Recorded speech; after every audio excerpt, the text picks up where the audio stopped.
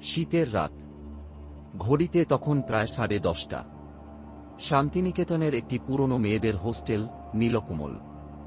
চারপাশে শুনশান নীরবতা, মাঝে মাঝে কেবল কুকুরের ডাক ভেসে আসে দূর থেকে। ছাদে দাঁড়িয়ে নিশিতা বাতাস খাচ্ছিল। সদ্য ভর্তি হয়েছে সে এই কলেজে, আর হোস্টেলের এই 6 তলার রুমটা পেয়েছে ভাগ্যক্রমে। Room number 601।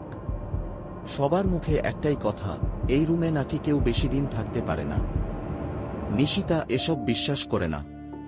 ও বরং এসবকে গুজব বলে উড়িয়ে দিয়েছিল। কিন্তু আজ মাত্র 3 দিন কাটতেই সে টের পাচ্ছে রুমটা যেন অন্যরকম। প্রথম রাতে ঘুমানোর সময় কেউ যেন ফিসফিস করে কিছু বলছিল ওর কানে। শব্দটা পরিষ্কার ছিল না, কিন্তু মেয়েলি কণ্ঠ। লাইট বন্ধ করার পরপরই শুরু হয় এসব। দ্বিতীয় দিন রাতে দরজা একটু ফাঁক করে ঘুমাচ্ছিল নিশিতা।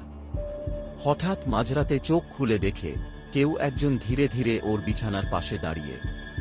সাদা শাড়ি, লম্বা চুল, মুখটা অস্পষ্ট। নিশিতা চিৎকার করতে গিয়ে দেখল গলা দিয়ে কোনো আওয়াজ বেরোচ্ছে না। পরের মুহূর্তে চোখ বন্ধ হয়ে এল নিজের অজান্তেই।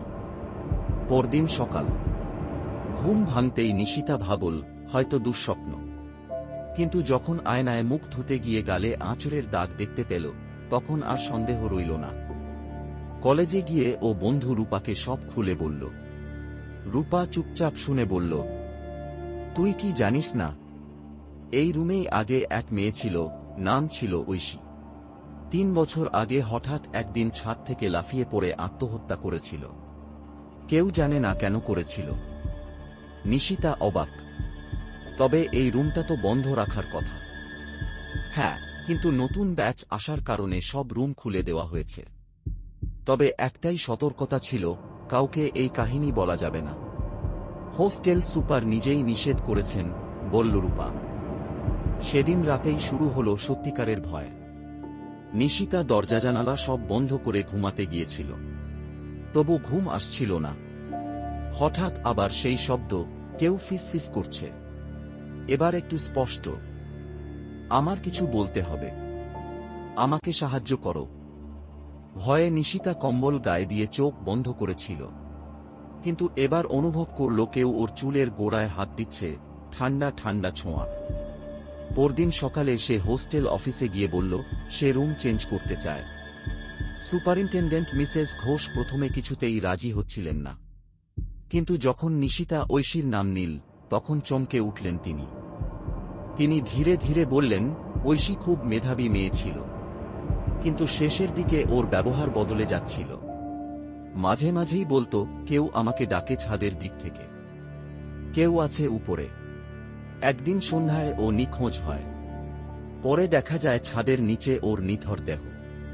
কেউ জানে না কিভাবে গেল, অথচ ছাদ তখন লক করা ছিল। সেদিন রাতেই নিশিতা এক অদ্ভুত সিদ্ধান্ত নিল, সে ঐশীর কাহিনী জানবে। ওর আত্মা কি সত্যি এখানে আছে? রাত 12টার সময় ও একা ছাদে গেল। ছাদে তখন বাতাসের শব্দ ছাড়া কিছুই নেই। হঠাৎ একটা কণ্ঠ ভেসে এলো, তুমি এসেছ, আমাকে বিশ্বাস করছ? নিশিতা ধীরে ধীরে বলল, তুমি ঐশী। সাদা ধোঁয়ার মতো আবছা কিছু একটা গড়িয়ে এল ওর সামনে। ধীরে ধীরে তা একটা মেয়ের অবয়বে রূপ নিল। নিঃশব্দ কণ্ঠে সে বলল, আমাকে ওরা মেরে ফেলেছে। ওরা চায়নি আমি সত্যিটা বলি। কে ওরা? 3 জন সিনিয়র মেয়ে। রাত্রে ছাদে আমাকে ডেকে নিয়ে গিয়েছিল। বলেছিল র্যাগিং হবে। কিন্তু ওরা আমাকে ধাক্কা মেরে ফেলে দেয়। পরে বলে আমি নিজে লাফিয়েছি। নিশিতা স্তব্ধ হয়ে গেল। তুমি চাইছো আমি সত্যিটা সামনে আনব? হ্যাঁ, আমি চাই আমার আত্মা মুক্তি পাক। পরদিন নিশিতা কলেজে গিয়ে হোস্টেলের পুরনো রেজিস্টার খুঁজতে লাগল। ঐশীর রুমমেটদের খুঁজে বের করল। 3 জনের নাম দেখে অবাক হল, তারা এখনো এই ক্যাম্পাসেই আছে, এম করছে। নিশিতা কলেজের পুরনো প্রহরী দীনেশ কাকুকে খুঁজে বলল, আপনি কি ঐশীকে চিনতেন? দীনেশ কাকু হঠাৎ খুব চুপ হয়ে গেলেন। তারপর ধীরে ধীরে বললেন, ঐশী সন্ধ্যায় যখন ছাদে উঠেছিল, আমি গেটেই ছিলাম।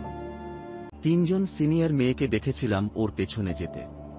তারপর আর কাউকে নামতে দেখিনি। পরদিন দেখি ওর দেহ পড়ে আছে। আমি বলতে চেয়েছিলাম, কিন্তু হোস্টেল থেকে চেপে ধরা হয়। এ কথা রেকর্ড করে ফেলে নিশিতা। তারপর কলেজ প্রশাসনের কাছে একটি গোপন অভিযোগ পাঠায় অডিও সহ। কয়েকদিনের মধ্যে সেই 3 সিনিয়র মেয়েকে ডেকে নেওয়া হয়। তারা প্রথমে অস্বীকার করে, কিন্তু শেষমেশ স্বীকার করতে বাধ্য হয়। ঐশীর মৃত্যুকে আত্মহত্যা না বলে হত্যা হিসেবে নথিভুক্ত করা হয়। কলেজে হইচই শুরু হয়। সেদিন রাতে নিশিতা আবার ছাদে গেল। শীতল বাতাস বইছে, কিন্তু আজ আর কোনো শব্দ নেই। একবার হালকা আলো দেখল ছাদের কিনারায়, ঐশীর ছায়া ধীরে ধীরে মিলিয়ে যাচ্ছে, একফালি হাসি মুখে।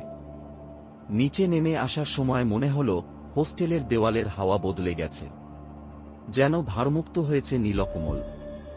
নিশিতা জানত সে এখন একা না, সে একটা আত্মাকে মুক্তি দিয়েছে। একটা গোপন ইতিহাস, যেটা হয়তো চিরকাল চেপে যেত, সে তুলে এনেছে আলোতে। আর তখন থেকে রুম 601 আবার খুলে রাখা হল। আর কেউ রাতের বেলা কান্নার শব্দ শোনেনি। ভিডিওটি ভালো লেগে থাকলে লাইক করো, কমেন্টে জানাও তোমার অনুভব, বন্ধুদের সঙ্গে শেয়ার করো।